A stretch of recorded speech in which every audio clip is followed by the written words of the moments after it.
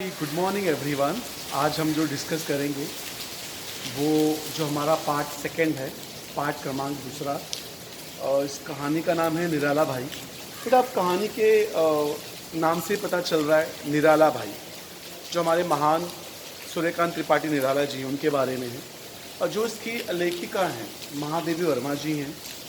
अब बेटा, महादेवी वर्मा जी किसी परिचय की मोहताज नहीं है।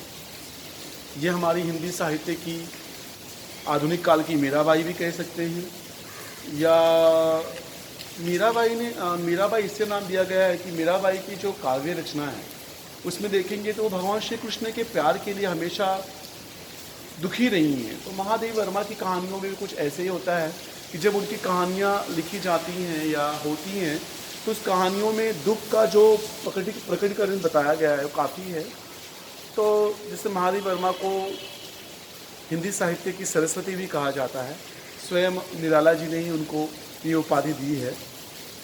अब इस कहानी में से पहले हम देखते हैं महादेवी वर्मा जी। आप उत्तर प्रदेश की पैदाइश है आपकी, आपको ज्ञानपीठ पुरस्कार से सम्मानित किया गया है। आपकी प्रमुख रचनाओं में है गिल्लू, नीलकंठ और सोना, बहुत सारी आपने लेखनी लिखी है। घीसा कहानी में विद्यार्थी और शिक्षक का रिश्ता कितना अच्छा होता है उसके बारे में बताया गया है। और जो ये कहानी अभी यहाँ महादेवी वर्मा जी ने लिखी है निराला जी के बारे में, तो ये व्यक्ति रेखा है। व्यक्ति रेखा मतलब क्या है? किसी को देखकर या उसके गुणों से प्रभावित होकर जब हम कोई साहित्य लिखते हैं तो उसे हम क्या कहते हैं? व्यक्ति रेखा कहते हैं। तो महादेवी वर्मा ने जब निराला जी के बारे में लिखा, उनके जीवनी के बारे में, उनके अच्छे बुरे दिनों के बारे में लिखा, उसी का चित्रण इस पाठ में किया गया है। कहानी इस प्रकार शुरू होती है कि महादेवी वर्मा जी कहती है कि एक दिन मैंने निराला जी को देखा कि उनकी भावना शून्य कलाई शून्य धागा शून्य कलाई, ये कलाई है, कलाई में धागा नहीं था उनके, रक्षाबंधन का समय था। तो महादेवी वर्मा जी कहती है कि मैंने उनको एकाएक पूछ लिया, भाई क्यों भाई, आपको किसी ने राखी नहीं बांधी? तो निराला जी हंसे और बोले, बहना मुझ जैसे भुक्कड़ को कौन राखी बांधेगा? मतलब वो हंसी, बोलते ठीक है भाई। फिर महादेवी वर्मा ने बिना कुछ कहे उनकी कलाई पे राखी बांध दी और उन्हें अपना भाई बना लिया। और कहती है कि भैया इतना हो जाने के बाद भी, कहते कि एक दिन जब निराला जी महादेवी वर्मा जी के पास आए, उनको पता नहीं कहीं से 300 रुपये मिल गए थे। वो महादेवी वर्मा जी के पास आए हैं और कहा कि बहना ये 300 रुपये रखो और मेरा बजट बना दो। तो महादेवी वर्मा खुद स्वयं हंसी, दिल में दिल कहती कि बाप रे, मुझे इनका बजट बनाना है। मेरा बजट जो बनाने वाले लोग हैं वो खुद जानते हैं कि कितनी तकलीफ में रहती हूँ, मैं खुद अस्त व्यस्त हूँ, कभी कोई चीज़ ठीक से नहीं करती हूँ, लेकिन तो भी मैंने ये काम को बिना डरे वो काम मैंने लिया और उनका बजट बनाया। और जब उनका बजट बनाया तो निराला जी ने वो बजट देखा तो बहुत काफ़ी खुश हुए। तो जब उनकी खुशी को देख के महादेवी वर्मा भी खुश हुई, बोलती अरे वाह, अच्छा हुआ, चलो मैंने जो अर्थशास्त्र इकोनॉमिक्स की पढ़ाई की थी वो पढ़ाई का कुछ फ़ायदा तो हुआ। और फिर मैंने उनका बजट बना दिया। बजट बनते देर नहीं हुई, दूसरे ही पहर में वो पहुँचे और कहा कि बहना मुझे 50 रुपये दो। बोलते 50 रुपये? बोलते हाँ, एक इक्के वाला है, उसकी माँ बीमार है, उसको अस्पताल में भर्ती करना है। ठीक है भाई।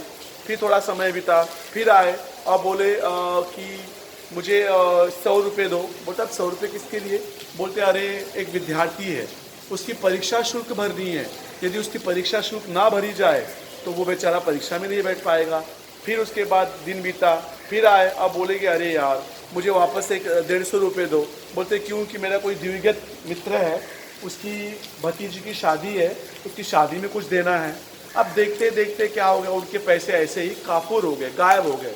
महादेवी वर्मा बोली, बाप रे, 300 रुपये दे, मतलब खुद के लिए खर्चे नहीं करते हैं, ये हमेशा अवघड़ दानी है। अवघड़ दानी मतलब सबको दान देने वाले हैं, कभी किसी पे रुकते नहीं है, सबको बांटते रहते। इतना ही नहीं है कि उनकी घर की चीज़ें भी वो दान कर देते हैं। मतलब क्या?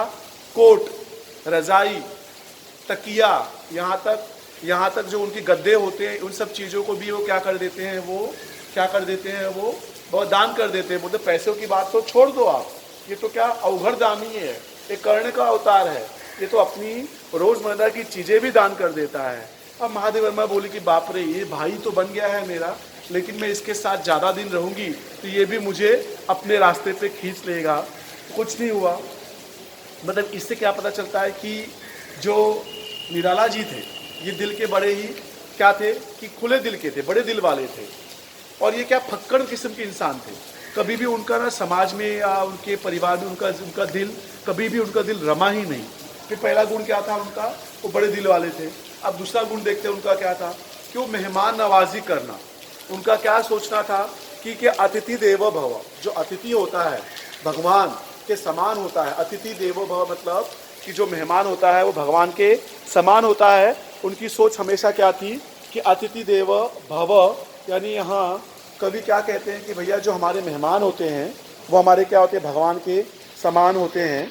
तो कवि वही कहता है कि अतिथि देवो भव, कि कवि का कहना है। आई मीन यहाँ जो ये हैं, एक मिनट भाई एडजस्ट करता हूँ। मतलब वो जो हमारे निराला जी हैं, ये क्या मेहमान नवाजी करना इनको काफ़ी पसंद था। तो उन्होंने कहता कि मेहमानों को घर में बुलाना, यहाँ उनको खाना खिलाना, उनके जूठे बर्तन मांजना, उनकी सेवा करना, वो ये सारे काम उनको काफ़ी पसंद थे। एक बार क्या हुआ कि भाई ऐसे ही एकाएक निराला जी महादेवी वर्मा जी के यहाँ घर पहुँचे और फट से बोले, अरे बहन थोड़ा सा घी, थोड़ी सी लकड़ियाँ मेरे इक्के पे, मतलब मेरे घर पहुँचा देना। तो महादेवी वर्मा जी बोली कि भैया आपको ये सब चीज़ों की ज़रूरत क्या पड़ गई। बोलते नहीं, मेहमान आने वाले हैं तो मेहमानों की सेवा करनी है मुझे। तो महादेवी वर्मा जी हंसी और बोली, ऐसा करने से अच्छा आप क्या करो कि भैया आप मेहमानों को ही मेरे घर पे लेके आ जाओ। लेकिन उन्होंने क्या कहा, नहीं, मैं मेहमानों को अपने घर पर नहीं लेके आ सकता हूँ क्योंकि मेहमान मेरे घर में आए हैं।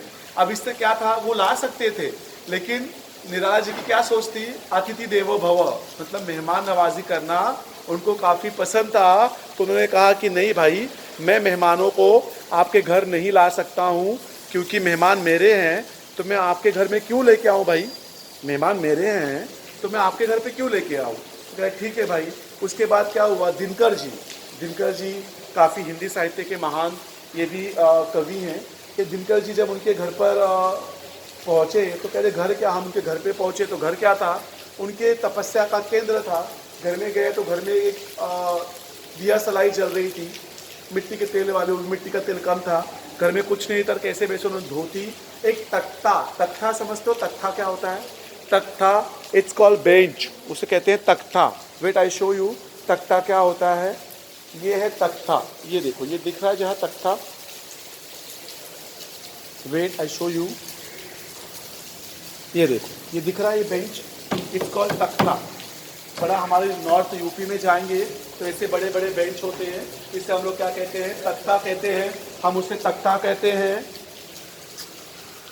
ऐसे स्टॉप देयर, कहाँ जाना आपको, हाँ तो वहाँ से जाइए, गो देयर,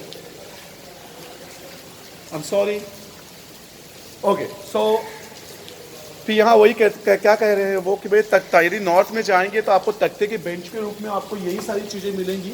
और फिर उन्होंने क्या, उनके घर में कोई भी चीज़ नहीं थी, सो उन्होंने क्या किया, धोती कुर्ते, धोती साड़ी जो भी कुछ था उसको बिछा के उन्होंने क्या हुआ, अपना कमरा तैयार किया। और कहते हैं कि वो संपन्न नहीं थे, इतने काफ़ी अमीर नहीं थे वो कि जितना उनको मिल सके, लेकिन तो भी उन्होंने मेहमान नवाजी करने के लिए, मेहमानों को खुश करने के लिए उन्होंने क्या किया कि भैया अपनी सारी की सारी चीज़ें क्या कि उन्होंने वहाँ लाकर सामने रख दी। कहते कि यहाँ जो हमारे लेखक हैं या निराला जी हैं, इन्हें मेहमान नवाजी करना बड़ा अच्छा था। और इतना महान ये लेखक है तो भी इसे जूठे बर्तन मांजने में कोई शर्म नहीं है। वो उनका बिस्तर भी डालते, उनके जूठे बर्तन भी साफ़ करते, यहाँ तक उनके कपड़े भी साफ़ करते, और उनको जाते समय किराया भाड़ा भी देके उनको क्या करते हैं, वो रवाना करते। जब दिनकर जी रवाना हुए तो निराला जी हमारे यहाँ पहुँचे, कहाँ पहुँचे कि भाई मेरे घर पहुँचे। आकर मुझे उन्होंने बताया कि भैया ऐसे ऐसे दिनकर जी गए। ठीक है भाई, एक बार फिर ऐसे ही हुआ। मतलब इससे पता चलता है कि मेहमानों की मेहमान नवाजी करना किसे पसंद था, निराला जी को। दूसरा गुण। अब तीसरा गुण देखते हैं कि ये दिल के काफ़ी मोम थे, इनका दिल काफ़ी नरम दिल था।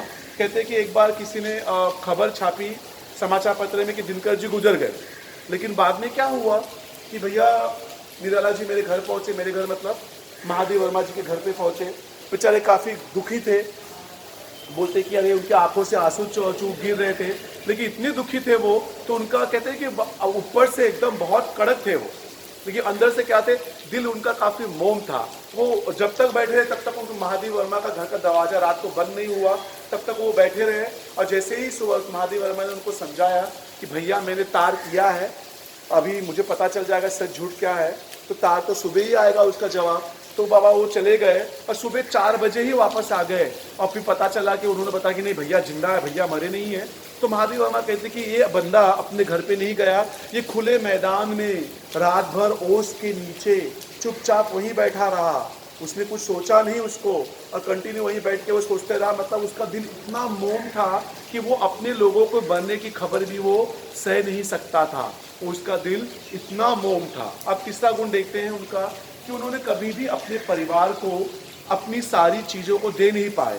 कहते हैं कि उनकी बीवी का, जब बीवी उनकी बीमार हुई तो घर में उनके इतने पैसे नहीं थे कि वो दवा को खरीद सके। बीवी का देहांत हो जाने के बाद तो उनकी जब वो घर पहुँचे तो उनकी बेटी भी बीमार थी, बेटी को भी दवा करने के पैसे नहीं, उनकी बेटी का भी स्वर्गवास हो गया। अब पैसे बिल्कुल नहीं थे, तो उनका बेटा था, पैसे के अभाव के कारण वो उन्होंने अपने बेटे को पढ़ा नहीं सके वो, और बेटे ने भी कहा किस किस्म का बाप है तो मुझे पढ़ा नहीं सकता है। मतलब उसने अपने परिवार, मतलब उसके परिवार सब था, भाई बहन माँ बाप सब थे वहाँ, मामा चाचा सब थे, लेकिन कभी भी किसी ने उनका साथ नहीं दिया, क्योंकि उनका दिल कभी परिवार में रमा ही नहीं। यहाँ तक वो एक बेचारे एक अच्छे बाप नहीं बन पाए। क्यों? क्योंकि वो हमेशा साहित्य सेवा करना चाहते थे। तो एक दिन क्या हुआ कि मतलब उनका पारिवारिक उनकी स्थिति कितनी अच्छी नहीं थी, तो जब उनके पास पैसे थे तो महादेव वर्मा ने एक बार उनको पूछा, भैया आपके पास ये पैसे है, ये पैसे ले लो, आप अपने परिवार के लिए उसका प्रयोग करो। तो निराला जी ने कहा कि नहीं पाप है, ये पैसे मैं नहीं ले सकता हूँ, क्योंकि ये पैसे क्या है, साहित्य के हैं, और ये पैसे सिर्फ और सिर्फ साहित्य के लिए ही इस्तेमाल होगा, इसका बाकी किसी के लिए इसका प्रयोग हम नहीं कर सकते हैं। तो महादेव वर्मा कहते हैं कि भैया बंदे के पास पैसे होने के बाद भी वो अपने परिवारजनों के लिए पैसा खर्चा नहीं करता है। वो क्या कहता है कि सिर्फ और सिर्फ मैं क्या करूँगा, ये साहित्य के लिए ही खर्चा करूँगा। ये हो जाने के बाद पता चला कि वह तीसरा चौथा गुण क्या हो गया इनका, कि परिवार में इनका दिल कभी भी रमा नहीं। एक बार क्या हुआ कि निराला जी ने गेरुआ कपड़े पहने, गेरुआ समझते हो, ऑरेंज कलर के कपड़े पहने, और महादेव वर्मा के सामने आके खड़े हो गए। बोला कि भैया अब मैं साधु बन जाऊंगा और मैं अभी कुछ नहीं करूंगा। तो महादेव वर्मा जी हंसी और बोली, हाँ भाई आप साधु बन जाओगे, उसमें तो मेरा ही फायदा है, क्योंकि मेरा पानी और साबुन बचेगा। बोलते वो कैसे? बोले तुम्हारे कपड़े नहीं धोने पड़ेंगे। मजाक में बोलते हाँ हम तो साधु। बोलते आपको अब माधुकरी करनी पड़ेगी। माधुकरी मतलब साधु भिक्षा मांग के खाना पड़ेगा। तो निराला जी ने कहा उसमें क्या है, हम साधु संती हैं, भिक्षा मांग के खा लेंगे, उसमें कौन सी बड़ी बात है, जहाँ पेड़ देखा वहाँ बैठ जाएंगे। महादेव वर्मा जी कहते हैं कि अरे मेरे भाई की चिंता मुझे हुई, क्योंकि अब पेड़ भी इतने थे नहीं, नीम पीपल बबूल के पेड़ नहीं थे जहाँ मेरा भाई बैठकर क्या कर सके, अपनी तपस्या कर सके। महादेव वर्मा कहती हैं कि इतना महान लेखक, इतना बड़ा महान नायक, इसे साहित्य की सेवा करने के लिए माता सरस्वती की इसके ऊपर दया नहीं आती है? बेचारे को इसे अवघड़ दानी बना दिया, परिवार में दिल नहीं रमा, दिल का मोम बन गया, इसके पास पैसे नहीं, कुछ भी नहीं इसके पास, लेकिन माता सरस्वती को दिख नहीं रहा है क्या? उसके लिए वो कुछ करना नहीं चाहती है, इसकी ज़िंदगी ऐसे ही बैठ जाएगी सिर्फ साहित्य सेवा करने के लिए। यानी महादेव वर्मा ने इस पाठ के माध्यम से निराला जी के वो सभी गुणों का हमें अवलोकन करवाया है जो गुण उनमें विद्यमान थे। ज्ञानपीठ पुरस्कार प्राप्त करने के बाद भी उन्होंने अपनी धनराशि को लोगों में बांट दी थी। वो धनराशि उन्होंने कदापि अपने पास रखी नहीं। मतलब इतना अवघड़दानी आदमी था और साधुकड़ी वृत्ति का था, घुमक्कड़ वृत्ति का, घूमता रहता था बस यहाँ से वहाँ तक। यानी यहाँ महादेव वर्मा ने उनके अच्छे गुणों को हमारे सामने प्रस्तुत करने का प्रयत्न किया है। मतलब ये पाठ में निराला भाई, मतलब निराला जी क्या थे, उनके गुण क्या थे, उनमें अच्छाइयाँ क्या थी। मैं बुराइयाँ नहीं करूँगा, बुराई तो हर एक में होती है, आप में सब में बुराइयाँ हैं। तो यहाँ महादेव वर्मा ने निराला जी को हमारे समक्ष एक आदर्श साहित्यकार के रूप में हमें प्रस्तुत किया है। अब हम देखते हैं कि महादेव वर्मा जी कि हमारे पाठ में क्या एग्जैक्टली बताना चाहती हैं। अब देखते हैं पाठ निराला भाई महादेवी वर्मा। लेखक परिचय। श्रीमती महादेवी वर्मा जी का जन्म 26 मार्च 1907 को उत्तर प्रदेश में फारुखाबाद में हुआ। जितने भी महान लेखक बने हैं हमारे यूपी के हैं भाई, उत्तर प्रदेश के हैं सब के सब, और मुझे काफ़ी प्राउड है कि मैं उत्तर प्रदेश का हूँ। हिंदी साहित्य जगत में आप चर्चित एवं प्रतिभाशाली कवयित्री के रूप में प्रतिष्ठित हैं। आप जितनी सिद्धहस्त कवयित्री के रूप में चर्चित हैं, उतनी ही सफल गद्यकार के रूप में भी विख्यात है। मतलब इनकी कहानीकार भी अच्छी हैं, ये कवयित्री भी अच्छी हैं। सिद्धहस्त होना मतलब एक्सपर्ट, यदि वो लिखे तो जो इसको लेखनी को पढ़े तो वो रोएगा जरूर। और मैं कसम से कहता हूँ कि महादेवी वर्मा की जो लेखनी है वो काफ़ी इमोशनली है, दिल को छूने वाली है। इनकी हर कहानियों में दिल को छू जाती है। अंत तक हम सोचते हैं कि बस कहानी में क्या होगा, और इस कहानी में कुछ ऐसे ही बताया गया है और वो वही बताती हैं। यहाँ कहते हैं कि विख्यात गद्यकार है, आपकी चर्चित है। आप छायावादी युग की प्रमुख स्तंभ हैं। आपके लिखे रेखाचित्रित काव्य सौंदर्य की अनुभूति तो कराते ही साथ साथ सामाजिक स्थितियों पर चोट भी करते, इसीलिए वे काव्यात्मक रेखाचित्र हमारे मन पर अमिट प्रभाव अंकित कर जाते हैं। कवि निराला ने आपको हिंदी के विशाल मंदिर के सरस्वती कहा है, तो हिंदी के कुछ आलोचकों ने आधुनिक मीरा उपाधि के संबोधित किया गया है। मतलब इनको साहित्यकारों ने क्या कहा है, ये आधुनिक मीराबाई है। और निराला जी ने क्या कहा है कि जिंदगी साहित्य एक बहुत बड़ा मंदिर है और इस मंदिर की सरस्वती कौन है? महादेवी वर्मा जी हैं। अब विधा परिचय देखते हैं बेटा। विधा परिचय में हम देखेंगे तो आपको 2 मार्क का क्वेश्चन कंपलसरी आता है। 2 मार्क का क्वेश्चन है कि एग्जैक्टली ये पाठ किसके बारे में दिया गया है, उसको कहते हैं विधा परिचय। ठीक है। आधुनिक हिंदी गद्य साहित्य में संस्मरण विधा अपना विशिष्ट स्थान रखती है। हमारे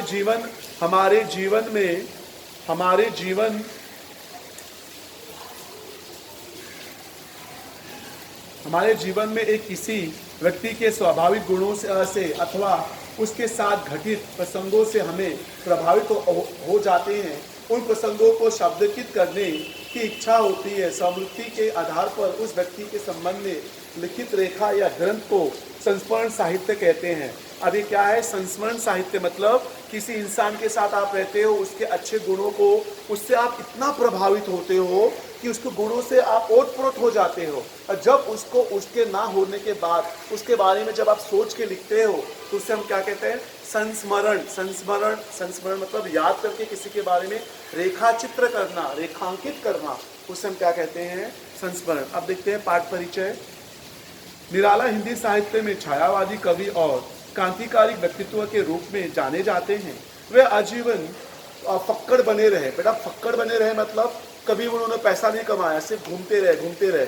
कभी किसी के बारे में उन्होंने इतना सोचा नहीं जितना उनको सोचना चाहिए। इतने एक साहित्यकार बने, इतने पैसे वाले, पैसा कमा के बैठे हैं, लेकिन हमारे जो साहित्यकार इन्होंने कभी भी पैसे के बारे में सोचा ही नहीं।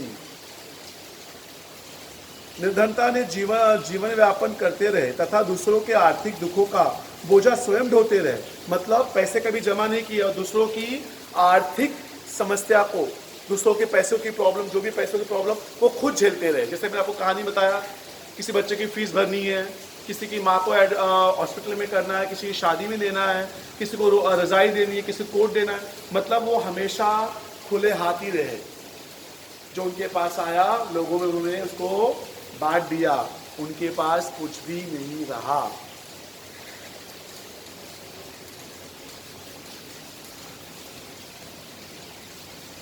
उन्होंने परिवार के सदस्यों के वियोग की व्यथा को सहा, उसे काव्य में उतारा। वो कहते हैं उन्होंने अपने परिवार के लोगों की व्यथा, परिवार के लोगों की तकलीफ को भी सहा उन्होंने।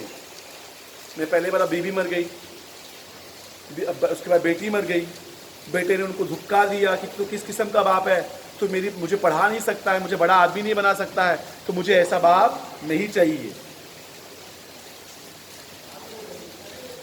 आतिथ्य करने में उनका अपनापन देखते ही बनता था। अपने समकालीन रचनाकारों के प्रति उनकी चिंता, उनकी संवेदनशीलता को रेखांकित करती है। मतलब वो संवेदनशीलता, ये काफ़ी इमोशनली व्यक्ति थे। मतलब कभी भी किसी के दुख को देख नहीं सकते थे। जितने ऊपर से कठोर दिखते थे, अंदर से उतने ही क्या थे, वो मोम दिल थे, एकदम नरम दिल के थे ये। उनका व्यक्तित्व लोहे के समान दृढ़ था तो हृदय भाव तरलता से ओतप्रोत था। वाह, क्या लेखिका ने शब्द का प्रयोग किया है कि उनका व्यक्तित्व लोहे के समान दृढ़ था, मजबूत था, लेकिन उनका दिल मोम की तरह तरल, तरल मतलब लिक्विड, एकदम मोम था। वे मानवता के पुजारी थे। मतलब मानवता के पुजारी होना मतलब इंसानियत और इंसान के बारे में सोचने की क्या थी उनकी सोच थी। बस उनका इतना था कि लोगों को मदद करना, इंसानियत, ये सबसे मुख्य गुण धर्म था उनका। इन्हीं गुणों को लेखिका ने शब्दांकित किया है। मतलब इन्हीं गुणों को उन्होंने इस पाठ में क्या किया है, शब्दांकित किया है। शब्दांकित करना मतलब शब्दों में उतारना। यही है भाई हमारे निराला जी। इसके पाठ के बारे में हम जितना भी करें, और काफ़ी महत्वपूर्ण पाठ है आपके 12वीं कक्षा के दृष्टिकोण से। तो ये पाठ के सारांश आपको मैंने बता दिया है। अब पाठ का हम इसका सरस्व वाचन करेंगे कि पाठ में बताया क्या गया है। एक युग बीत जाने पर भी मेरी स्मृतियों में एक घाट भरी अशोकित सावनी पूर्णिमा की रेखाएं नहीं मिट सकती है। उन रेखाओं में उजले रंग का ना जाने किस व्यथा से गीले हैं कि अब तक सूख भी नहीं पाए। उड़ना तो दूर की बात है। उस दिन मैं बिना कुछ सोचे हुए ही भाई निराला जी के पूछ बैठी, आपके किसी ने राखी नहीं बांधी? अवश्य ही उस समय मेरे सामने उनकी बंधन शून्य कलाई, बंधन शून्य कलाई, कलाई ये है मतलब यहाँ कोई बंधन, राखी का बंधन, बंधन शून्य कलाई और पीले कच्चे सूत की दोनों रखिया लेकर घूमने वाले यजमान खोजियों का चित्र था। पर अपने प्रश्न के उत्तर में मुझे क्षण भर के लिए चौंका दिया। उन्होंने क्या उत्तर दिया, देखो बड़ा मजेदार उत्तर दिया। वो कहते हैं, कौन बहन हम जैसे भुक्कड़ को भाई बनाएगी? मतलब कौन सी औरत है जो मेरे पास पैसे नहीं, कुछ नहीं, मुझे भाई क्यों बनाएगी? भाई मैं रक्षा, जब राखी बांधूंगा को कुछ दूंगा तो ही राखी बांधेगी ना। ज़रूरी नहीं है कि बहन भाई का रिश्ता कोई डिफाइन नहीं कर सकता। लेकिन उन्होंने मजाक कहा कि भैया मैं तो भुक्कड़ हूँ, खाली हाथ हूँ, मुझे कौन भाई बनाएगा। ठीक है, आज के लिए इतना काफ़ी है।